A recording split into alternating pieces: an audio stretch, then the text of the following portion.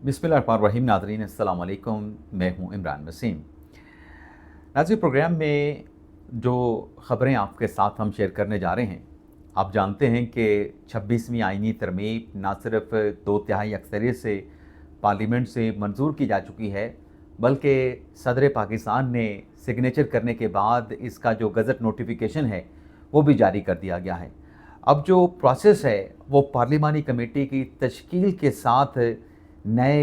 Chief justice की तैनाती का इम्तिहान है, नए चीफ जस्टिस की तैनाती का फ़ैसला होना है। इस तैनाती के हवाले से क्या चल रहा है, क्या कोई पलंदा किसी जज के हवाले से तैयार किया गया है या तैयार किया जा रहा है, ये क्या मामला है, और फिर ये पलंदा तैयार करने का मकसद क्या है? क्या किसी जज का रास्ता रोकना मकसूद है? एक तो ये डिटेल आप नाज़रीन के साथ हम शेयर करेंगे। दूसरा, पार्लिमानी कमेटी के इजलास की हम बात करेंगे। हमारे पास क्या इतलात हैं कि चीफ जस्टिस के लिए किसका नाम फाइनल किए जाने का इम्कान है, या किसका नाम जो है वो चीफ जस्टिस के लिए सर्कल कर लिया गया है, और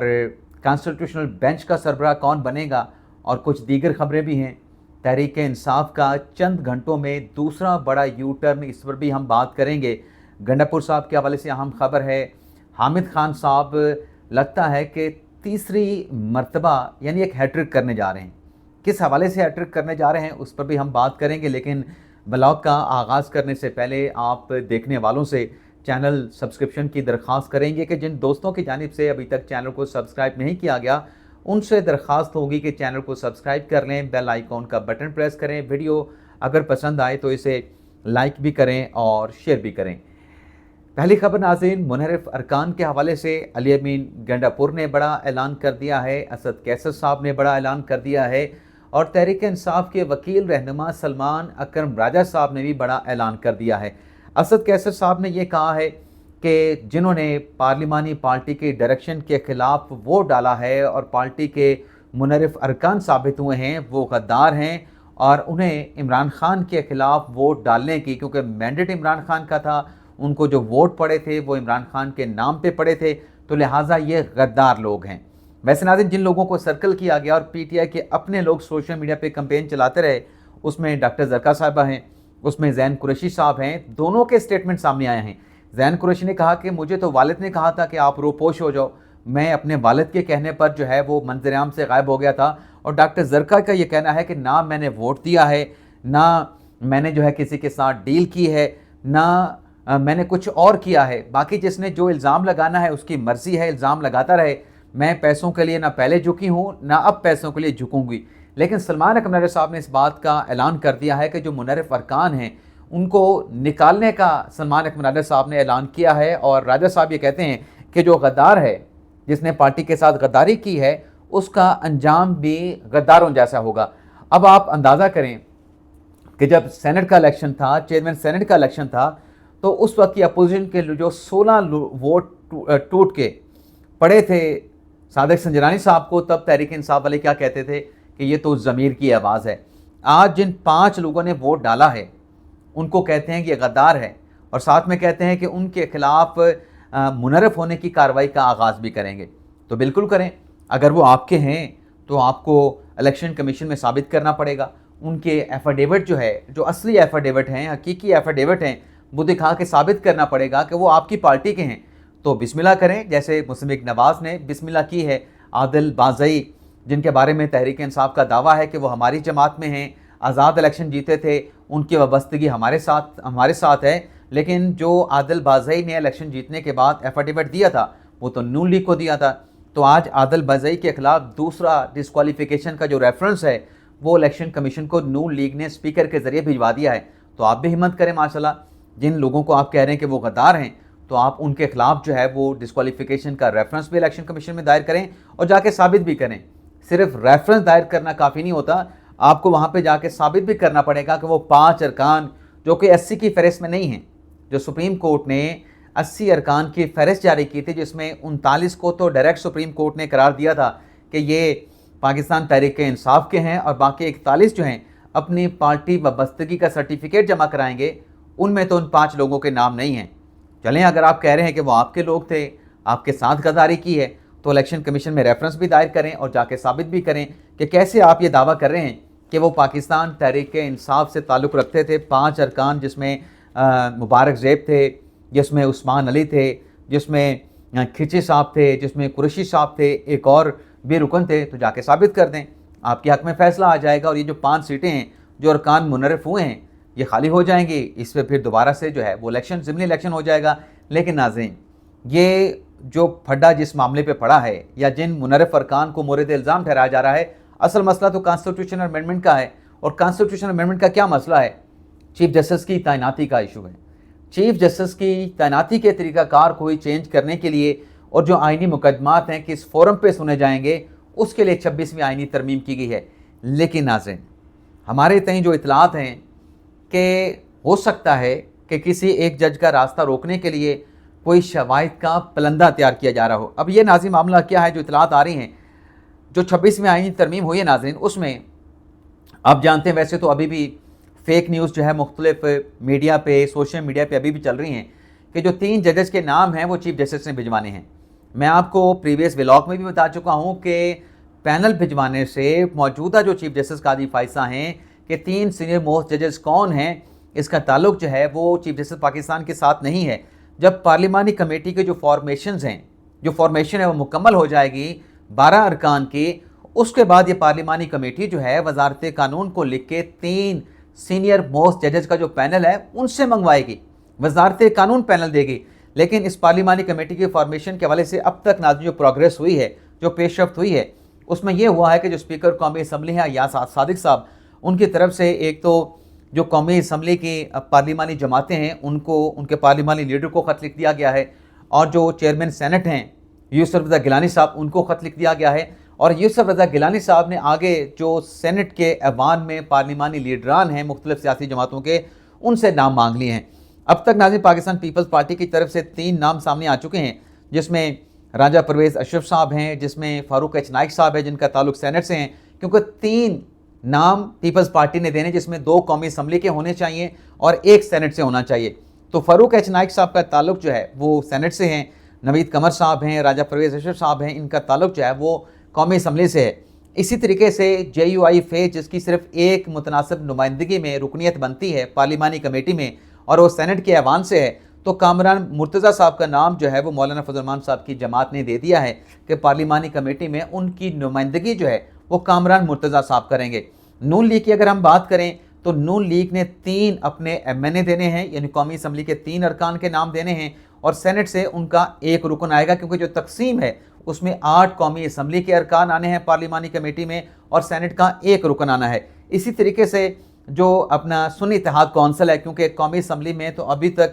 तहरीक इंसाफ का वजूद नहीं है, नई लेजिस्लेशन के बाद अब कौमी असम्बली में जो इलेक्शन एक्ट में तरमीम की गई है, सुन्नी इत्तेहाद कौंसिल की सीटों को बहाल कर दिया गया है। तो सुन्नी इत्तेहाद कौंसिल से 2 अरकान असम्बली आएंगे और 1 सेनेटर का नाम जो है सुन्नी इत्तेहाद कौंसिल ने देना है। MQM का 1 कौमी असम्बली का रुकन आएगा, लेकिन अभी तक ये नॉमिनेशन का सिलसिला जारी है। जैसे ही ये नॉमिनेशन पार्लिमानी कमेटी की मुकम्मल हो जाएगी तो इसका नोटिफिकेशन होगा, और कल इम्कान है कि पार्लिमानी कमेटी का जो इजलास है वो नोटिफिकेशन जारी होने के बाद पहला इजलास होगा, और इसमें इजलास के में वजारत कानून से 3 नाम जो है वो फाइनल किए जाएंगे। यहाँ पे आप नाज़रीन को ये भी बता दें कि मैंने अभी दोबारा से नहीं पढ़ा, जो मसवदा 26वीं आइनी तरमीम का मंजूर हुआ है, मुझे ऐसा लगता है कि ये 22 अक्टूबर वाली डेडलाइन का इसके साथ कोई ताल्लुक़ नहीं है, बल्कि चीफ जस्टिस की रिटायरमेंट से 3 दिन के दौरान, 3 दिन में इस पार्लिमानी कमेटी ने नए चीफ जस्टिस का नाम देना है। अब वजारत कानून से जो 3 नाम आएंगे वो तो किसी से ढके छुपे नहीं, उसमें मंसूर अली शाह साहब हैं, उसमें जस्टिस मुनीब अख्तर साहब हैं, उसमें जस्टिस याहिया अफरीदी साहब होंगे। लेकिन मेरे पास जो खबर है, चले मैं आपको खबर शेयर कर देता हूँ, लेकिन खबर शेयर करने से पहले आपको बताता जाऊँ कि ये खबर सिर्फ एक सोर्स की है। दूसरा सोर्स जो हम काउंटर चेक करते हैं, दूसरे सोर्स से अभी तक काउंटर चेक नहीं हो सका, लेकिन जो खबर है उसमें ये इतलात आ रही है कि जस्टिस याहिया अफरीदी साहब जो हैं उन्हें चीफ जस्टिस पाकिस्तान बनाया जाएगा, और जस्टिस अमीनुद्दीन खान साहब जो हैं उन्हें जो कॉन्स्टिट्यूशनल बेंच है, कॉन्स्टिट्यूशनल बेंच का जो है वो सरबराह बनाया जाएगा। लेकिन जैसे मैंने खुद कह दिया कि दूसरे सोर्स से अभी काउंटर चेक नहीं हो सका है, तो इस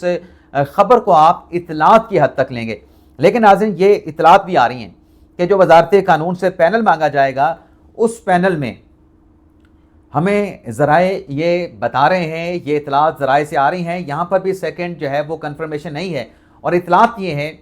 کہ وزارت قانون میں کوئی ایسا پلندہ بھی تیار کیا جا رہا ہے، ایسا مواد بھی تیار کیا جا رہا ہے کہ جب ججز کی نامینیشن بھجوائی جائیں اس میں ایک خاص جج کے حوالے سے کچھ ملٹیریل بھی رکھا جائے، بلکہ ایک خاص جج نے کچھ وائبس تو دوسرے جج کے حوالے سے بھی آ رہی ہیں، اور وہ جو پلندہ ہے، جو مواد ہے، اس کے بارے میں کہا جا رہا ہے کہ ریسنٹ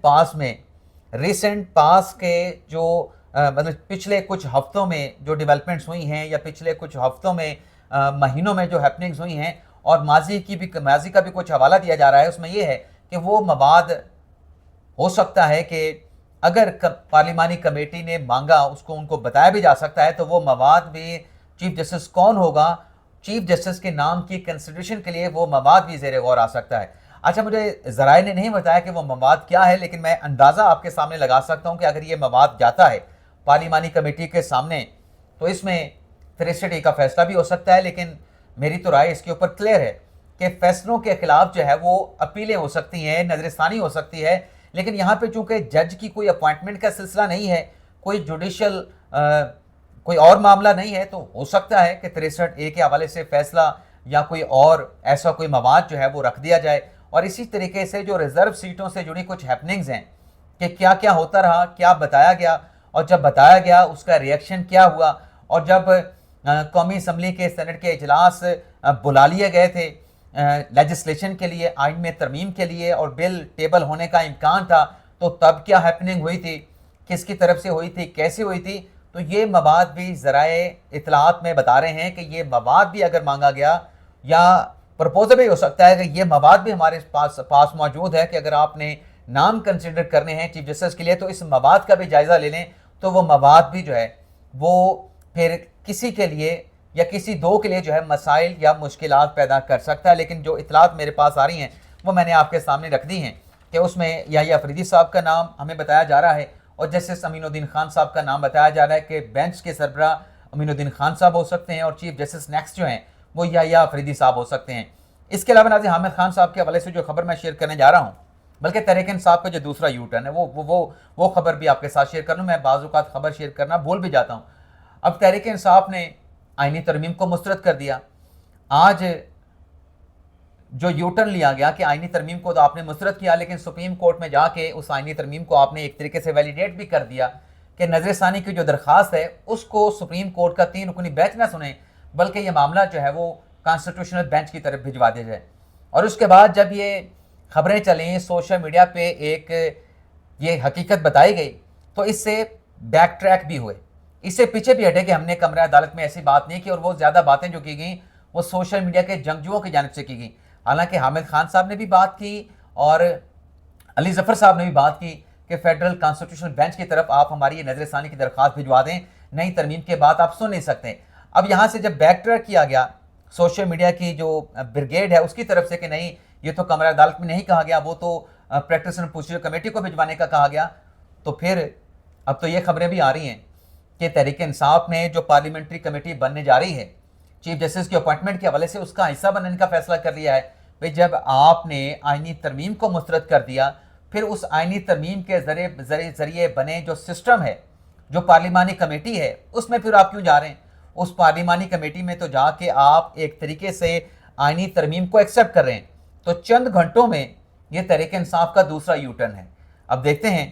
کہ اس بڑی خبر کے بعد جو اعلان کیا گیا ہے کہ پارلیمانی کمیٹی کا رکن بنیں گے، پارلیمانی کمیٹی میں جا کے نئے چیف جسٹس کی نومینیشن کے حوالے سے اپنا ان پٹ دیں گے، ہو سکتا ہے کہ کچھ گھنٹوں کے بعد اس پر بھی یو ٹرن لے لیا جائے۔ لیکن جو حامد خان صاحب نے اعلان کیا کہ چیف جسٹس قاضی فائز جب ریٹائرڈ ہوں گے تو ہم یوم نجات منائیں گے، اور ساتھ میں انہوں نے کہا کہ یہ جو آئینی ترمیم کی گئی ہے یہ عدلیہ کا قتل کیا گیا ہے، عدلیہ کے اوپر حملہ کیا گیا ہے، اور ان کے ساتھ ٹھہرے جو وکلا تھے وہ کیا کہہ رہے تھے؟ وہ یہ کہہ رہے تھے کہ پاکستان تب تک ترقی نہیں کر سکتا جب تک عدلیہ آزاد نہیں ہوگی۔ اب میں یہاں پہ 3 چیزیں میں آپ کے سامنے رکھنے جا رہا ہوں۔ پہلے تو سوال یہ ہے کہ 26ویں آئینی ترمیم کے بعد کیا عدلیہ غلام ہو گئی ہے، عدلیہ باندھی بن گئی ہے؟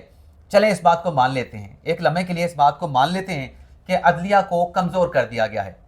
عدلیہ کے معاملات میں مداخلت کر دی گئی ہے، لیکن کیا 26ویں آئینی ترمیم سے پہلے عدلیہ آزاد تھی؟ آزاد تھی، اس بات کو بھی مان لیتے ہیں، تو پھر ملک کیوں نہیں ترقی کر رہا تھا؟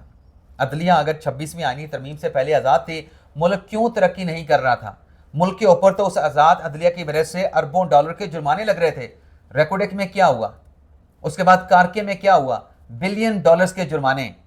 اور منتخب حکومتیں، منتخب وزراء اعظم گھر بھیجے جاتے رہے۔ اس سے کیا ملک میں استحکام آ رہا تھا؟ عدم استحکام آ رہا تھا۔ عدم استحکام کے نتیجے میں ترقی تو کیا، ملک کی بربادی ہو رہی تھی۔ تو یہ جس وکیل صاحب نے کہا کہ آزاد عدلیہ سے ترقی ملے گی، تو 26ویں ترمیم سے پہلے بھی عدلیہ کوئی آزاد نہیں تھی، اگر ہے تو بتا دیں۔ اور دوسرا ناظرین، جو حامد خان صاحب کہتے ہیں کہ ہم نے تحریک چلانی ہے، مجھے تو ان کی تحریک چلانے کی جو ایک وجہ نظر آتی ہے وہ سپریم کورٹ بار کا الیکشن نظر آتا ہے، کہ سپریم کورٹ بار کے الیکشن کی کمپین کرنی ہے، تو اس طرح کے اس قسم کے اعلانات کیے جا رہے ہیں۔ اب یہ جو بات کہہ رہے ہیں حامد خان صاحب کہ ہم یوم نجات منائیں گے جب قاضی فائز ریٹائر ہوں گے، حامد خان صاحب سے کوئی سوال تو جا کے کرے کہ پہلے آپ نے افتخار چوہدری صاحب کی کمپین چلائی، افتخار چوہدری صاحب ملک کے لیے کیا ثابت ہوئے؟ مطلب آپ کا فیصلہ غلط ثابت ہوا کہ افتخار چوہدری کے واپس آنے سے نہ جوڈیشری کا فائدہ ہوا، نہ عام سائلین کو انصاف تیزی سے ملنا شروع ہوا، آج بھی وہ سالوں تک دھکے کھاتے ہیں، غریب آدمی کو کوئی انصاف نہیں ملا، اور ملک میں کوئی استحکام بھی نہیں آیا، ایک پارٹی کو ٹارگٹ کیا گیا۔ تو وہاں پر بھی آپ کا فیصلہ کہ افتخار چوہدری کے پیچھے چلنے غلط ثابت ہوا۔ پھر آپ کہتے ہیں کہ میں قاضی فائزہ کے پیچھے لگ گیا، قاضی فائزہ میں آپ کو مسیحا نظر آیا۔ اب آپ کہتے ہیں کہ قاضی فائزہ مسیحا نہیں ہے، اس نے جو ہے وہ ہمیں اس کو مطلب آپ کہہ رہے ہیں کہ میں مرد شناس نہیں ہوں، قاضی فائزہ کو پہچاننے میں ہمیں غلطی ہوئی۔ تو 2 مرتبہ جب آپ غلطی کر بیٹھے ہیں، آپ مرد شناس نہیں، آپ خود اس بات کو ایڈمٹ کر رہے ہیں، تو تیسری مرتبہ آپ کا کون اعتبار کرے؟ تیسری مرتبہ کیوں آپ پہ اعتبار کرے؟ یہ ناظرین بڑا اہم سوال ہے۔ اس کے علاوہ ناظرین گنڈا پور صاحب نے یہ اعلان کر دیا ہے کہ اقتدار میں آنے کے بعد 26ویں آئینی ترمیم کو ہم ختم کر دیں گے۔ ناظرین یہ لکھ لیں، یہ بالکل ختم نہیں کریں گے، یہ اس ترمیم سے مستفید ہونے کی بھرپور کوشش کریں گے، یہ آپ لکھ لیں۔ دوسرا، گنڈا پور صاحب ان کے خلاف جو مقدمہ تھا توڑ پھوڑ کا، اس میں آج ان کو اشتہاری قرار دینے کی کارروائی کا جو ہے وہ آغاز کر دیا گیا ہے۔ ناقابل ضمانت اریسٹ وارنٹ جو ہے وہ گنڈا پور صاحب کے جاری کیے گئے تھے، لیکن وہ پیش نہیں ہوئے۔ فیصل جاوید کی جانب سے استثناء کی درخواست آئی تھی، جسے طاہر عباس سپرہ صاحب نے ایکسیپٹ کر لیا، اور مقدمے کی جو کارروائی ہے اسے 21 نومبر تک ملتوی کرتے ہوئے گنڈا پور صاحب کے خلاف اشتہاری قرار دینے کی کارروائی شروع کرنے کا حکم دے دیا ہے۔ اجازت چاہتے ہیں ناظرین، اللہ حافظ۔